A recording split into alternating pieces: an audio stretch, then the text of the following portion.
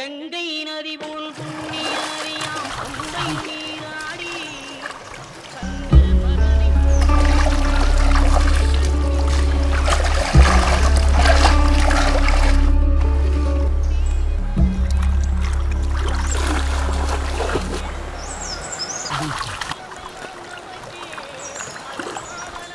സ്വാമി, അങ്ങനെ ചെയ്യരുത്. ഇത് ഞാൻ എപ്പോഴും ചെയ്യുന്ന സ്വാമി. ഇത് നമ്മൾ പുണ്യസ്നാനം ചെയ്യുന്ന പമ്പാ നദിയല്ലേ സ്വാമി?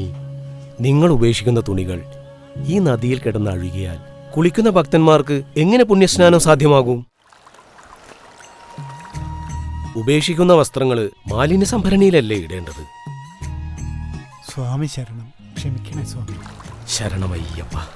ശബരിമലയുടെ പുണ്യതീർത്ഥമാണ് പമ്പാ നദി. അയ്യപ്പന്റെ തീർത്ഥജലം മലിനമാക്കുന്നത് ദൈവനിന്ദയാണ്. സാമൂഹിക പ്രതിബദ്ധതയോടെ ദേവകിയമ്മ മെമ്മോറിയൽ വിദ്യാഭ്യാസ സ്ഥാപനങ്ങൾ